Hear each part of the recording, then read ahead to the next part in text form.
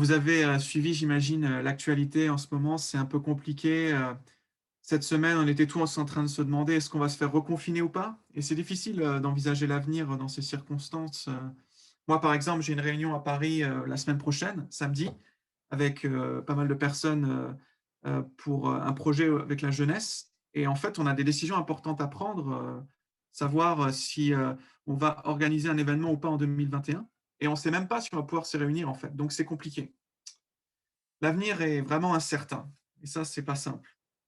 Alors, lorsque vous devez prendre une décision, vers qui est-ce que vous vous tournez? Et lorsque l'avenir est incertain comme en ce moment, comment est-ce que vous vous rassurez? En bref, comment est-ce que vous faites en cas de doute? Vers qui est-ce que vous vous tournez?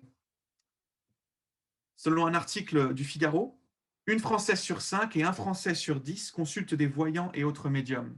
Et d'après un sondage, ce sont près de 15 millions de nos compatriotes qui déclarent croire à la voyance, soit près d'une personne sur 4. Vous vous rendez compte? Alors, vers qui vous tournez-vous en cas de doute sur l'avenir?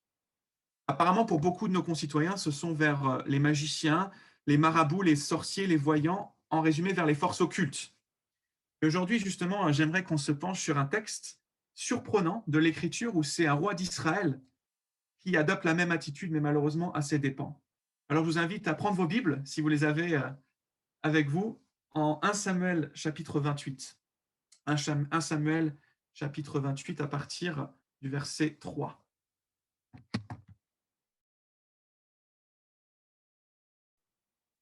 1 Samuel 28 à partir du verset 3. Alors, je vais lire non pas tout le texte, mais un peu de manière séquencée, en suivant les péripéties de notre personnage principal, donc le roi. Parce qu'on va voir que ce roi, en fait, qui est le roi Saül, que vous connaissez sans doute, hein, le premier roi d'Israël, va passer par un certain nombre de péripéties. D'abord, on va voir qu'il se tourne vers une sorcière, ensuite qu'il est angoissé par un esprit, et puis enfin qu'il mange avec la sorcière. Le roi paumé se tourne vers une sorcière troublée. On commence. Alors nous lisons à partir du verset 3. Je vais lire, je crois que c'est dans la Nouvelle Français courant. Lisons ensemble la parole de Dieu. À la mort de Samuel, tous les Israélites avaient pris part aux cérémonies de deuil, puis on l'avait enterré dans la ville de Rama. Par ailleurs, Saül avait interdit dans son royaume les pratiques consistant à invoquer et à interroger les morts. Un jour, les Philistins rassemblèrent leurs troupes et ils vinrent camper près de Shunem. Saül mobilisa l'armée d'Israël qui campa près du mont Gilboa.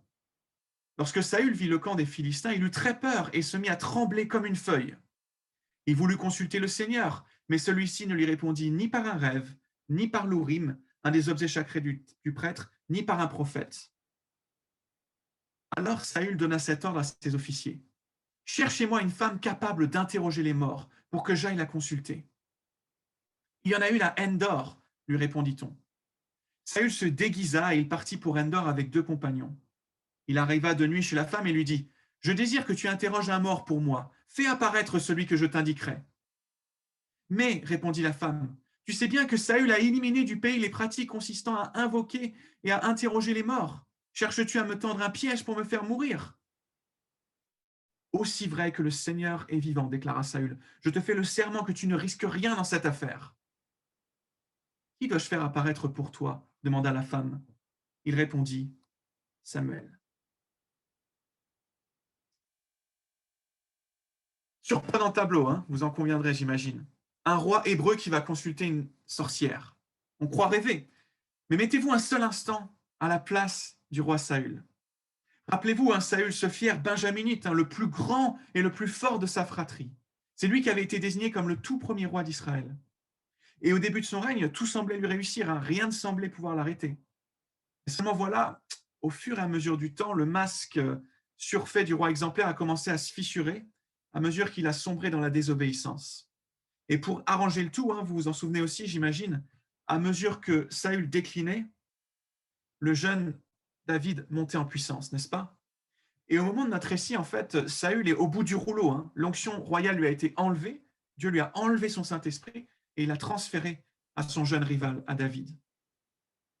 Alors, on peut facilement imaginer son trouble. C'est pas facile d'admettre sa déchéance, surtout lorsqu'on a connu les sommets de la gloire. Vous vous souvenez qu'il y a quelques semaines encore, il y avait un président d'une grande puissance qu'on nommera pas, qui avait du mal à admettre sa défaite et qui ne voulait pas céder la place à son successeur. C'est un petit peu, vous reconnaîtrez la personne dont je parle, mais on ne fait pas de politique dans l'Église. Voilà. Alors oui, l'attitude de Saül est compréhensible, mais ça ne veut pas dire qu'elle est excusable pour autant. Et venons-en justement à la scène qui nous intéresse ce matin. Alors au verset 3, l'auteur fait une sorte de résumé des épisodes précédents qui va éclairer la séquence actuelle, avec le rappel de la mort du prophète Samuel, qui en fait était advenu quelques années auparavant, hein, mais aussi la mention que le roi Saül avait obéi à la loi de Dieu en se débarrassant des personnes occultes. Alors jusqu'ici, tout va bien, hein, du moins en apparence. Et il arrive quelque chose qui n'était pas prévu. Aux 2 versets suivants, les choses s'accélèrent. Saül s'aperçoit qu'il est acculé, qu'il risque d'être battu à plat de couture par David et les Philistins. Et il est même précisé qu'il a tellement peur qu'il se met à trembler comme une feuille. Alors fini le courageux Saül aux muscles saillants, place à Saül l'effrayé au visage défait. Vous savez, c'est la frayeur de celui qui s'aperçoit qu'il vient de perdre son gamin le jour du marché. C'est la frayeur de celle qui apprend brutalement qu'elle vient de perdre son emploi. C'est la frayeur de celui qui voit la voiture foncer sur lui et qui ne peut pas l'arrêter. Est-ce que vous vous souvenez de la dernière fois où vous avez eu peur comme cela? Est-ce que vous vous souvenez de la dernière fois où vous avez ressenti une telle frayeur? Le cœur commence à battre à pleine vitesse, le stress monte en flèche, on devient tout rouge et on se met à transpirer à grosses gouttes et l'adrénaline nous remplit tout le corps. En bref, c'est un sentiment horrible. L'émotion nous submerge tellement qu'on a l'impression que le sol va s'ouvrir sous nos pieds. Et dans ces cas-là, en tant que chrétien, il y a une seule chose à faire, n'est-ce pas? C'est de crier à Dieu, c'est d'appeler le Seigneur à l'aide. Et c'est ce qu'on fait en général. C'est exactement ce que Saül va faire au verset 6. Il va chercher par tous les moyens légitimes à entrer en contact avec Dieu pour apaiser son trouble. Mais seulement voilà, Dieu reste silencieux. Au passage, il faut dire que Saül s'est tiré une balle dans le pied, hein, parce que c'est lui qui avait mis à mort les prophètes de Nob et que les survivants avaient pris la fuite avec David. Mais quoi qu'il en soit, quel croyant, qui d'entre nous n'a jamais vécu une situation pareille? En cas de grande détresse, vous avez crié à Dieu, vous avez cherché sa direction, vous avez essayé de comprendre son plan, vous avez essayé de chercher la marche à suivre pour vous en sortir. Mais seulement voilà, rien. Nada, niet. Dieu reste silencieux. Et un tel silence peut être difficile à supporter, mes frères, mes sœurs, je crois que vous le savez, hein. Et devant ce silence, sous le poids de la pression, il peut être tentant de se tourner vers des solutions de facilité. Et ce faisant, de se détourner du Dieu vivant et vrai. Et au verset 7, c'est précisément ce que va faire le roi Saül. Le roi va connaître l'impensable, l'inimaginable, l'innommable. Saül va choisir délibérément de consulter une nécromancienne, une femme qui interroge les morts, et ce pour pouvoir parler à son ancien mentor, Samuel. Alors souvenez-vous, hein, dans la loi de Moïse, dans la loi que Saül lui-même avait promulguée, la loi que Saül lui-même avait fait appliquer, comme on l'a vu, hein, cette attitude était sévèrement condamnée. Je vais juste citer un verset, ce n'est pas la peine d'aller le voir, vous pouvez le noter si vous voulez y retourner plus tard, hein, mais Lévitique 19, verset 31. Donc Lévitique 19, verset 31.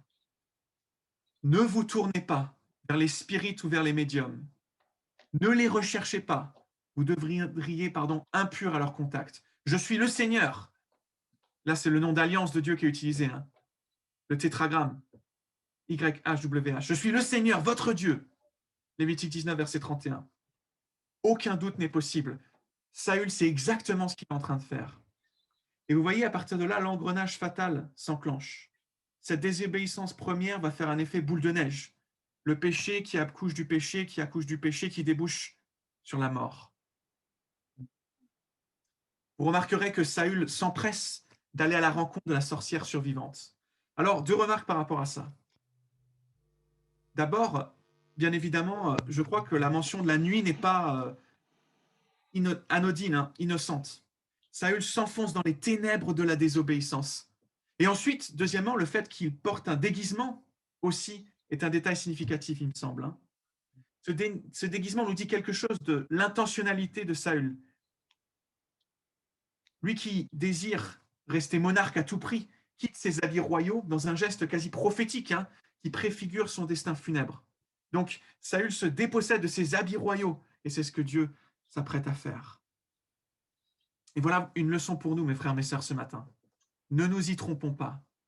Le péché est un travestissement de notre nature humaine. Le péché est un déguisement que nous mettons sur nous-mêmes. Le péché est un simulacre qui nous enténèbre et qui nous rend de plus en plus confus. De plus en plus confus.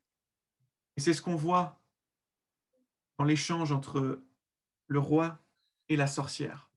Je crois que c'est vraiment un petit bijou d'ironie et de faux semblants. Alors la femme commence en mettant sévèrement en garde son visiteur, sans savoir qu'elle parle précisément à Saül qui est le roi.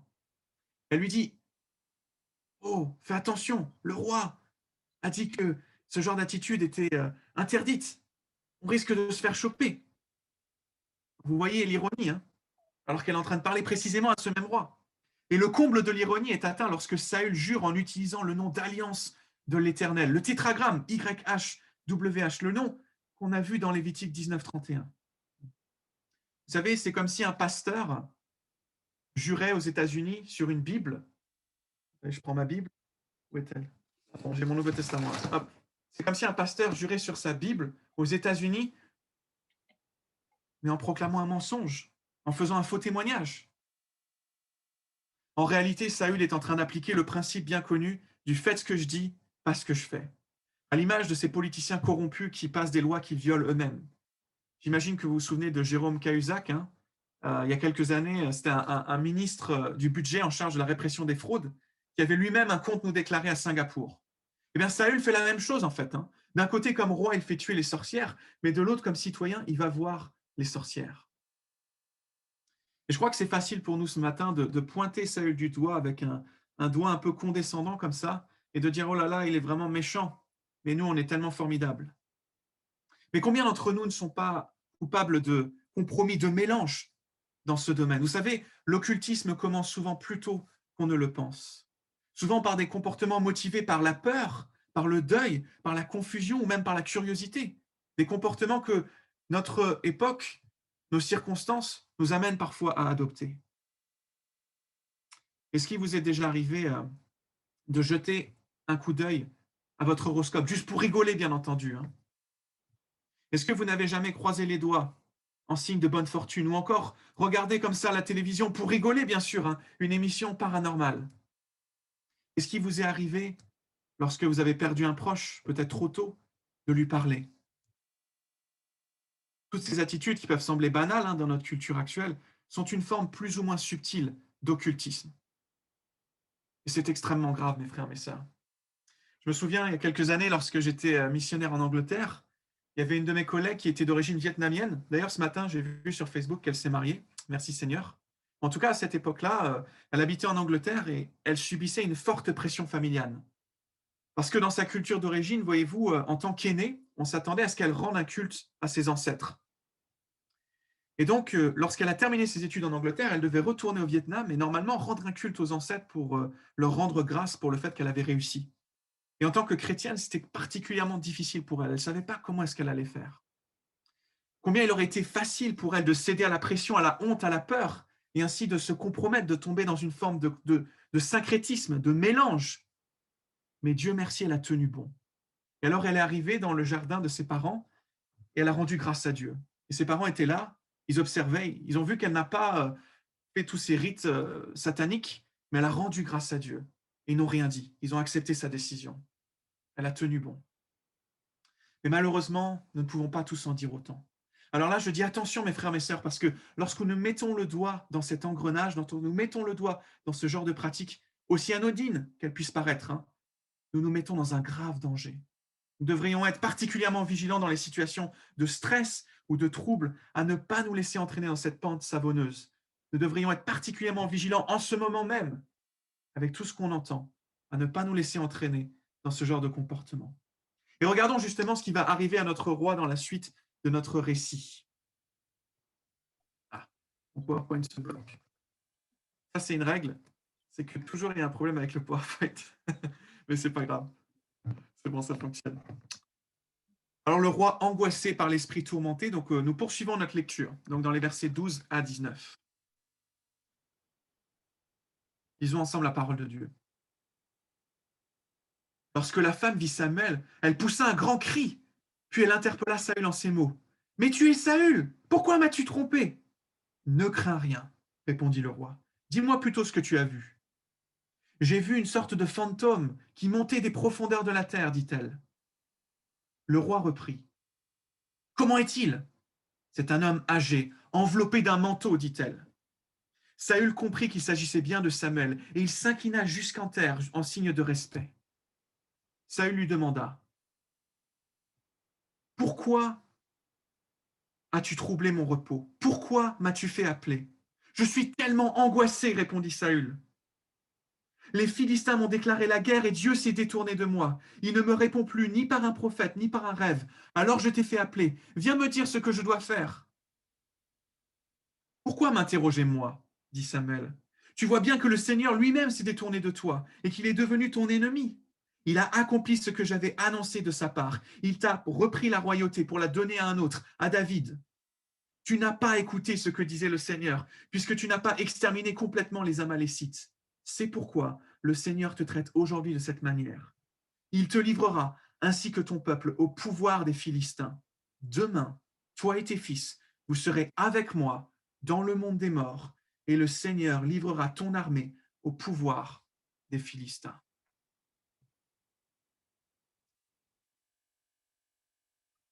Mes frères, mes sœurs, cette séquence semble tout droit sortie d'un film d'horreur, n'est-ce pas? Même si en tant que chrétien, il vaut mieux pas en regarder. La femme pousse un cri. Visiblement, elle ne s'attendait pas à rencontrer un esprit, ou en tout cas pas aussi vite. Et étrangement, ses yeux s'ouvrent de sorte qu'elle perçoit la supercherie de Saül. Et oui, mes frères, mes sœurs, voilà encore une leçon pour nous. Hein. Le travestissement du péché ne dure qu'un temps. Le déguisement que nous mettons sur nous-mêmes finit toujours par être révélé. Les masques finissent toujours par tomber. Mais voilà, heureusement, par la grâce de Dieu, on n'a pas besoin de porter des masques parce qu'on est sur Zoom. Mais portez des masques sinon. Il faut respecter les autorités. Mais alors, de quel esprit s'agit-il? Au verset 14, Saül semble convaincu qu'il s'agit bien de Samuel à la vue de son manteau.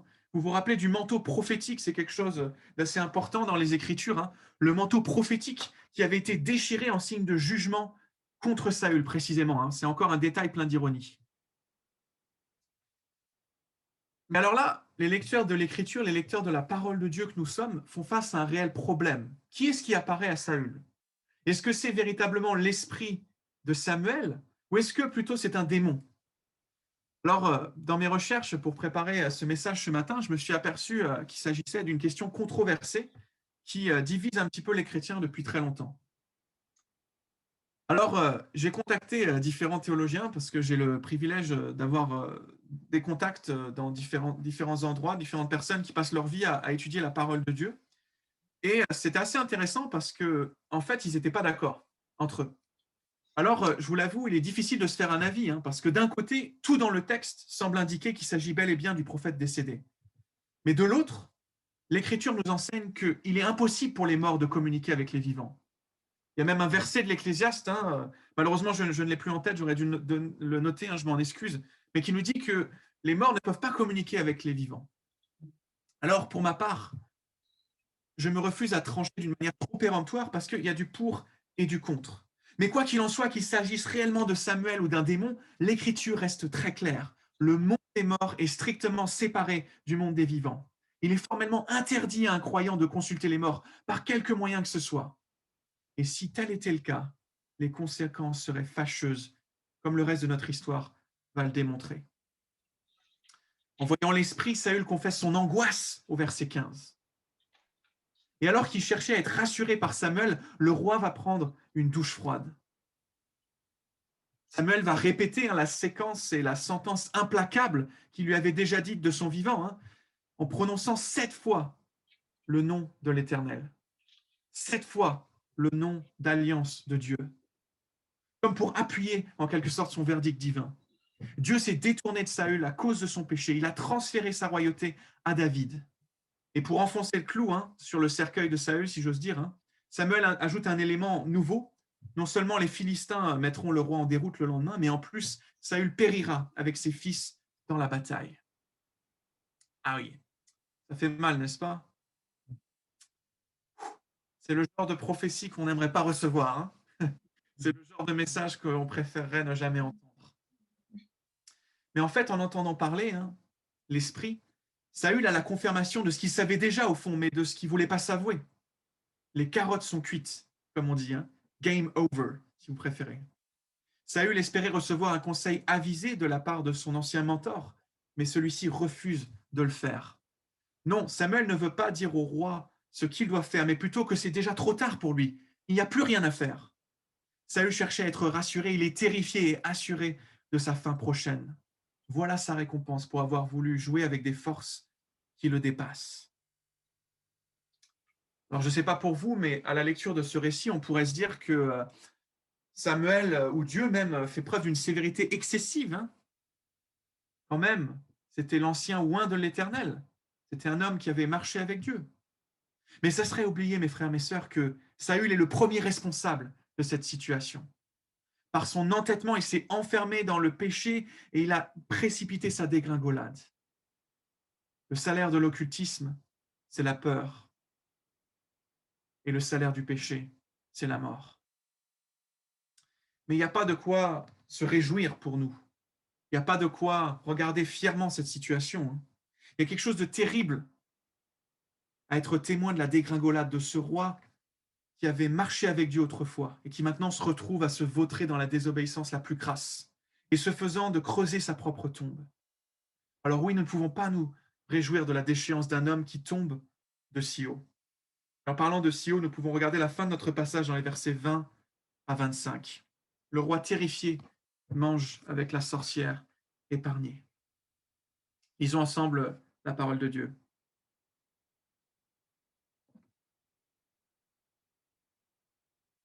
Versets 20 à 25. Dès qu'il eut entendu ces paroles de Samuel, Saül s'écroula de tout son long, saisi d'une peur épouvantable. De plus, il était sans force, n'ayant rien mangé depuis le jour précédent. La femme s'approcha de lui, et elle vit combien il était épouvanté. Alors elle lui dit, « J'ai obéi à tes ordres. Au risque de ma vie, j'ai fait ce que tu m'ordonnais. Maintenant, écoute-moi à ton tour. Je vais t'apporter un peu de nourriture. Tu mangeras pour reprendre des forces avant de te remettre en route. » Saül refusa de manger quoi que ce soit, mais ses compagnons et la femme insistèrent, si bien qu'il finit par accepter. Il se releva de terre et s'assit sur le lit. Sans tarder, la femme tua un veau qu'elle engraissait, puis elle prit de la farine, fit de la pâte et cuisit des pains sans levain. Elle servit ce repas à Saül et à ses compagnons. Alors, après avoir mangé, ils se mirent en route, alors qu'il faisait encore nuit. Est-ce qu'il vous est déjà arrivé de vous étaler de tout votre long? Alors, c'est impressionnant, n'est-ce pas, hein? Imaginez un grand gaillard, hein, imaginez un gars comme Saül qui fait plus d'1,90 m sans doute, hein, qui tombe de toute sa hauteur. Alors pour ceux qui me connaissent, hein, vous savez que je suis assez grand, je crois que je fais 1,92 m ou 1,93 m, quelque chose comme ça. Grand par la taille, mais encore en progression par rapport à la sagesse. Mais imaginez si je tombais devant vous. Imaginez que vous êtes dans une petite maison, comme à l'époque. Hein. Vous imaginez la poussière, comme ça. C'est incroyable. Le grand roi a chuté, aussi bien métaphoriquement que littéralement. Lui qui cherchait à être rassuré tombe de haut. Lui qui cherchait à s'élever est abaissé. Et si vous me permettez l'expression, sur l'échelle du flip, il est passé de 5 à 10. Au trouillomètre, du simple au double. Au verset 20 à 21, le texte nous le décrit comme étant pris d'une peur épouvantable. Comme étant épouvanté. De sorte qu'il tombe dans une sorte d'état catatonique, hein, vous savez. Alors, si un médecin moderne devait examiner Saül, j'imagine qu'il lui diagnostiquerait ce qu'on appelle un trouble post-traumatique, comme ces soldats qui reviennent du front et qui sont complètement traumatisés, dont le cerveau a été retourné par toutes les horreurs qu'ils ont pu voir. Au fond, Saül vient de faire l'expérience que le salaire de l'occultisme, c'est la peur. Voilà pourquoi Dieu le prohibe. Contrairement à ce qu'on peut entendre parfois, hein, contrairement à la pensée populaire, Dieu n'est pas un père fouettard qui nous empêche de faire ce qui pourrait être sympa pour nous, qui nous empêche de profiter de la vie, de faire des expériences extraordinaires, de brimer nos envies légitimes. Non, il est un bon Père céleste qui prend soin de nous, qui sait de quoi nous avons besoin et qui sait ce qui nous abîme. Alors, comme Saül, certains d'entre nous aimeraient peut-être revoir des proches décédés, non seulement parce qu'ils sont partis trop tôt, non seulement parce que la peine de la séparation est encore là, mais peut-être aussi pour recevoir des conseils. Ah, si seulement mon grand-père était là, il me dirait quoi faire, il était de si bons conseils. Ah, si ma tante était encore parmi nous, elle nous dirait quoi faire dans cette situation. On aurait tellement besoin de sa sagesse. Mais seulement voilà, mes frères, mes sœurs, les morts n'ont pas vocation à conseiller les vivants, comme Saül l'a appris à ses dépens. Dans la fameuse parabole de Lazare et de l'homme riche, qu'on trouve en Luc 16, je crois, ce dernier se retrouve dans un lieu de tourment après une vie égoïste. Vous vous souvenez de cette parabole, elle est particulièrement visuelle. Et voyant le sort terrible qui lui est réservé, il supplie Abraham de le laisser revenir dans le monde des vivants pour avertir ses frères du danger qu'il court. Voici ce que nous lisons dans Luc 16, verset 30, parole de Jésus. Bien entendu, c'est Jésus qui raconte la parabole. Le riche dit, « Cela ne suffit pas, Père Abraham, mais si quelqu'un revient de chez les morts et va les trouver, alors ils changeront de vie. » Là, il parle de ses frères. Verset 31. Mais Abraham lui dit, « S'ils ne veulent pas écouter Moïse et les prophètes, ils ne se laisseront pas persuader, même si quelqu'un ressuscitait des morts. » En d'autres termes, pour surmonter les épreuves de la vie, pour trouver le chemin du royaume de Dieu, nous n'avons pas besoin des morts, mais de la parole de Dieu. Saül aurait dû se contenter de Moïse, c'est-à-dire de la Torah. Et nous pouvons nous satisfaire de la parole de Dieu, c'est-à-dire la Bible. Toutefois, au lieu de se ressaisir, le roi va encore aggraver son cas. Il va s'enfoncer encore un peu plus dans la désobéissance. Plutôt que de quitter les lieux, eh bien, Saül va rester sur place. Incapable de digérer la nouvelle ou d'ingurgiter quoi que ce soit. Et cependant, la maîtresse de maison n'a pas dit son dernier mot. Alors, ironiquement, à ce stade, Saül, ça va pas du tout, mais la sorcière, elle, ça va plutôt bien. Sa vie a été épargnée, son vœu a été exaucé, et maintenant, elle se sent protégée parce que le roi est dans sa maison. Donc, du coup, elle se dit, bah, ça serait bien qu'il reste, pourquoi pas, après tout. Alors, maintenant qu'elle est rassurée, elle propose au roi de lui préparer à manger.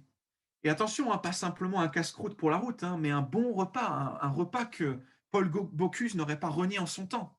Un bon repas comme peut-être les repas fraternels qu'on aimerait pouvoir partager en ce moment, mais qu'on ne peut pas. Un repas quasi royal en fait, mais pour un roi en sursis. Et ce détail n'a rien d'anodin, mes frères, mes sœurs. Vous savez, je me suis aperçu de ça en méditant ce texte, j'y avais jamais pensé avant, et je ne sais pas si vous serez d'accord avec moi, mais il me semble, et je crois que Dieu m'a montré que le pire dans cette histoire, ce n'est pas que Saül ait consulté la sorcière, mais c'est qu'après l'avoir fait, il a mangé avec elle. Dans la culture hébraïque, manger avec quelqu'un signifie instaurer une relation. Dans la culture hébraïque, manger avec quelqu'un signifie instaurer une communion. Voilà pourquoi le Seigneur Jésus lui-même nous a donné un repas, n'est-ce pas? La Sainte Seine. Donc en acceptant de prendre le dîner avec cette sorcière, Saül a intensifié sa désobéissance. En effet, la Bible nous dit que nous ne pouvons pas manger à la table du Seigneur et à la table des démons. Il y a un choix radical à opérer. Nous ne pouvons pas verser dans une forme de syncrétisme, dans un mélange. Il nous faut faire un choix entre la coupe de bénédiction de la Sainte Seine et la coupe de malédiction du monde des ténèbres. Et justement, Saül a fait son choix. Il a confirmé sa désobéissance en mangeant avec la sorcière. Et puis ensuite, il s'est remis en route, alors qu'il faisait encore nuit, nous précise le texte. Encore un détail très important. Quand nous lisons l'Écriture, faisons attention à ces petits détails, parce que rien n'est mis au hasard. Il s'enfonce encore un peu plus dans les ténèbres de la désobéissance, en allant à sa mort certaine. Et tristement, le lendemain, la prophétie implacable s'accomplira, comme prévu. Alors là, ce matin, vous vous dites, le frère Mathieu n'a pas prêché dans l'Assemblée depuis longtemps, et il arrive avec un message déprimant. Il arrive avec un message qui nous qui nous qui nous fait confronter aux situations les plus terribles de la vie. Quelle noirceur! Et là, vous allez me dire, mais où est la bonne nouvelle dans ce texte? Où est la grâce dans ce texte? Où est l'encouragement dans ce texte? Alors oui, c'est vrai, le résumé de ce texte pourrait être, comme on l'a déjà dit, hein, le salaire de l'occultisme, c'est la peur. Et le salaire du péché, c'est la mort. Mais vous le savez, là où le péché a abondé, la grâce a surabondé. Là où les ténèbres ont jailli, la lumière a jailli en retour. Le salaire de l'occultisme, c'est la peur, et le salaire du péché, c'est la mort. Mais le don gratuit de Dieu, c'est la vie éternelle en Jésus-Christ. Amen. Amen. Lorsqu'il faut prendre une décision importante, où demandons-nous conseil? Lorsque l'avenir est incertain, comment pouvons-nous être rassurés? Lorsque nous ne savons pas si nous allons être confinés, comment pouvons-nous nous en sortir? Bref, vers qui nous tourner pour espérer? En tant que chrétiens, nous croyons, mes frères, mes sœurs, que Dieu s'est tellement préoccupé de notre avenir qu'il a envoyé son Fils par amour pour nous. Et ce Fils a vécu la vie parfaite que nous ne pouvons pas vivre. Il est mort de la mort que nous méritons. Oui, Jésus est le roi parfait qui a vécu la vie parfaite que Saül n'a jamais pu vivre. Et il est mort d'une mort encore plus terrible que celle de Saül. Jésus est mort pour toutes nos infidélités, pour tous nos compromis, pour tous nos mélanges, pour tous nos syncrétismes, pour tous nos occultismes. Et bien plus encore, parce qu'il est la vie, la mort n'a pas pu le retenir. Le jour, Jésus est revenu à la vie et il est devenu à jamais le vivant. Et voici ce qui nous est dit en Apocalypse 1, verset 18, un verset que je chéris particulièrement et que je relis souvent ou que je me remémore si souvent. Apocalypse 1, verset 18. Je suis le vivant, parole de Jésus. Je suis le vivant. J'étais mort, mais maintenant je suis vivant pour toujours. Je détiens le pouvoir, littéralement les clés. Je détiens le pouvoir sur la mort et sur le monde des morts. Je vais le relire encore une fois parce que c'est un verset tellement puissant que moi-même je suis ému en le lisant. Amen. Amen. Vivant. J'étais mort, mais maintenant je suis vivant pour toujours. Je détiens le pouvoir sur la mort et sur le monde des morts. Soyons-en certains, mes frères et mes sœurs, Jésus est le vivant. Il a vaincu la mort et ce faisant, il a tracé un chemin de vie et de résurrection pour chacun d'entre nous ce matin. Si nous sommes tentés de faire des compromis dans le monde, si nous sommes tentés de faire des compromis dans le domaine de l'occultisme, nous pouvons nous rappeler que cela est vain parce que Jésus est vainqueur. Il détient le pouvoir sur la mort et sur le monde des morts. Alors, lorsque nous avons une décision importante à prendre, nous n'avons pas besoin de consulter les morts, mais nous pouvons faire appel à celui qui est mort et ressuscité pour nous. Lorsque l'avenir est incertain, nous pouvons nous rappeler que Jésus-Christ nous a assuré une espérance éternelle, celle de la résurrection des morts dans le monde à venir. Alors, quelle que soit notre situation ce matin, quelles que soient les épreuves que nous traversons, quels que soient les doutes qui peuvent inonder notre esprit, nous pouvons nous tourner avec assurance vers celui qui est la vie, vers celui qui est notre vie, Jésus-Christ. Amen. Amen. Je propose de prier pour conclure ce message. Prions. Wow. Père Céleste, nous te rendons grâce parce que tu as envoyé ton Fils Jésus-Christ, celui qui est la vie. Seigneur, merci parce qu'il est mort de la mort que nous méritons. Seigneur, merci parce qu'il est mort d'une mort encore pire que celle de Saül, alors qu'il était innocent de tout péché, alors qu'il était saint, juste et bon. Oui, Seigneur, tu l'as sacrifié pour notre salut. Tu l'as sacrifié pour que nous puissions être pardonnés de nos fautes, pour que notre désobéissance, pour que notre occultisme, Seigneur, pour tous nos mélanges puissent être enlevés de ta face. Et Seigneur, non seulement cela, mais tu l'as ressuscité d'entre les morts, afin qu'il devienne le premier, comme nous l'avons lu tout à l'heure, afin qu'il devienne le vivant, celui qui est la vie. Et Seigneur, nous avons hérité de cette vie en Jésus-Christ. Seigneur, nous avons les arts de l'esprit. Nous savons que même si la chair et le sang ne peuvent pas hériter du royaume de Dieu, nous savons que ton esprit nous permet d'hériter de ce royaume. Et Seigneur, nous savons que c'est lui qui est capable de nous faire tenir. Seigneur, remplis-nous de ton Saint-Esprit afin que nous soyons des hommes faits, des hommes matures, capables de prendre les bonnes décisions, afin que lorsque la vie chancelle, nous puissions, Seigneur, te faire confiance à celui qui est mort et ressuscité pour nous, pour accomplir toute justice. Seigneur, oui, remplis-nous de ton esprit et tiens-nous fidèles, Seigneur, je t'en supplie, tiens-nous fidèles jusqu'à ce que Jésus-Christ revienne. Seigneur, nous rentrerons pleinement dans notre héritage. Et en attendant, Seigneur, dans ce monde qui est tellement incertain, dans cet avenir qui semble parfois compromis, remplis-nous de toi afin que nous puissions être ces femmes et ces hommes, Seigneur, qui t'honorent, ces femmes et ces hommes qui, comme le roi David, sont selon ton cœur. Pour ta gloire, Seigneur, et pour le salut du monde, nous prions. Amen. Amen.